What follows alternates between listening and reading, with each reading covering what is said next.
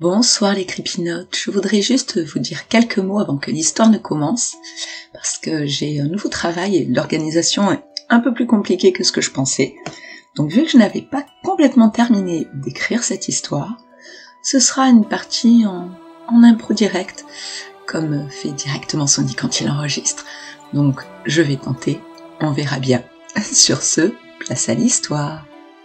Vous voyez ces petites dames âgées qui ont l'air adorables et bien sous tout rapport?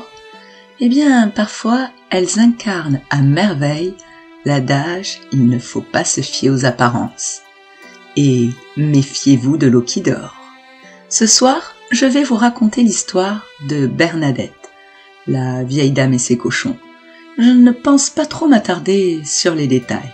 Bernadette qui était une dame d'un certain âge, habitant en lisière d'une petite ville, et avec le temps, le départ de son défunt mari, sa nouvelle maison, lui apparaissait un peu trop grande et surtout trop vide.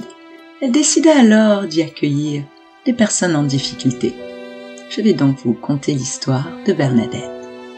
Bernadette est une petite dame appartenant au 3e âge.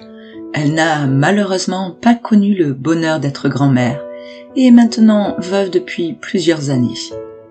Elle vient récemment d'aménager dans une auberge à la sortie d'une petite ville de l'Est. Jusque-là, elle avait choisi, en l'absence de son mari, de vivre au 3e étage d'une résidence assez calme, proche du centre-ville. Mais c'est en partie à cause du manque d'ascenseur qu'elle a choisi de déménager. Bernadette devait également s'éloigner de l'ambiance quelque peu morbide qu'il régnait dans sa résidence, car il y avait eu récemment plusieurs décès qui avaient endeuillé le quartier. 3 personnes étaient passées de l'autre côté. Les conclusions officielles étaient un accident et 2 morts volontaires.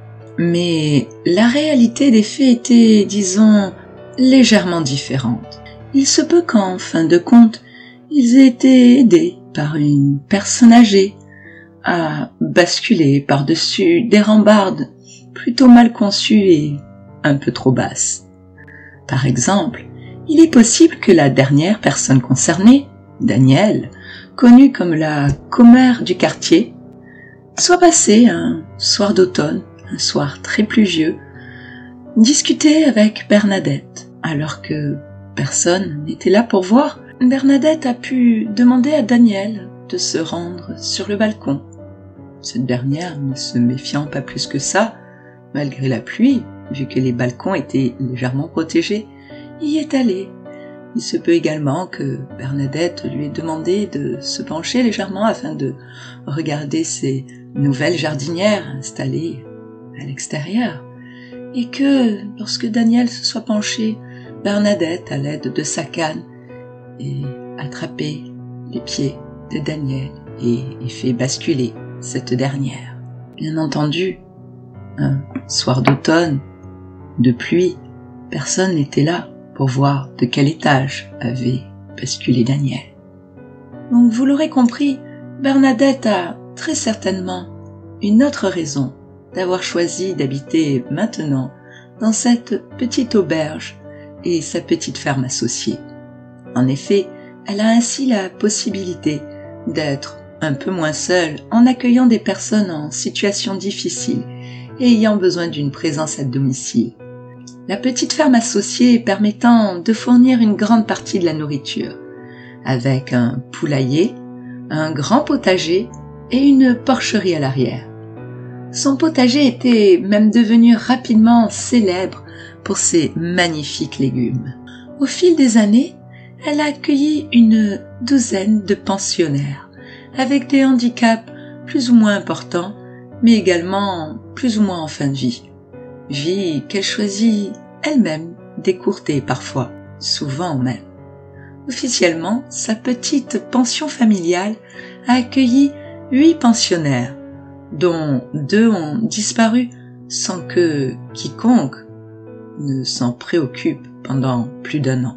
Parmi ces 2 pensionnaires, lorsque on s'est aperçu de leur disparition, ont mis fin aux agissements de notre chère Bernadette, il y eut Léon, 73 ans, pour lequel elle avait finalement développé au dernier moment une sorte d'attachement qui lui empêcha de terminer son geste lorsqu'elle voulut le mettre au cochon.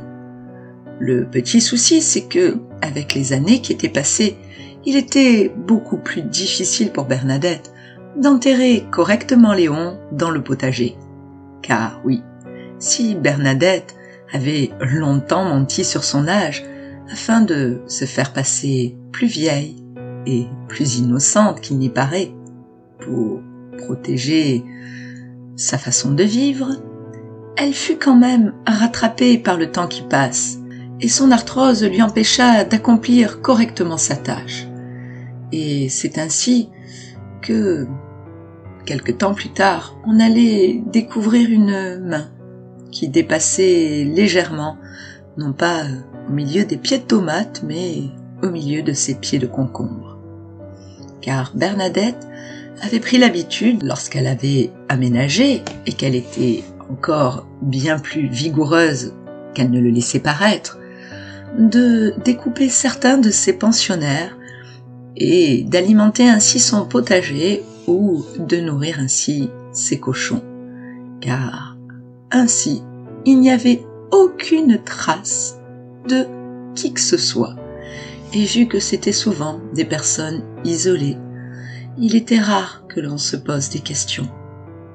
Après tout, Bernadette apparaissait vraiment comme la vieille dame adorable habitant l'auberge à la sortie du village, accueillant les personnes en difficulté et ayant le potager avec les fruits et légumes les plus délicieux de tout le comté.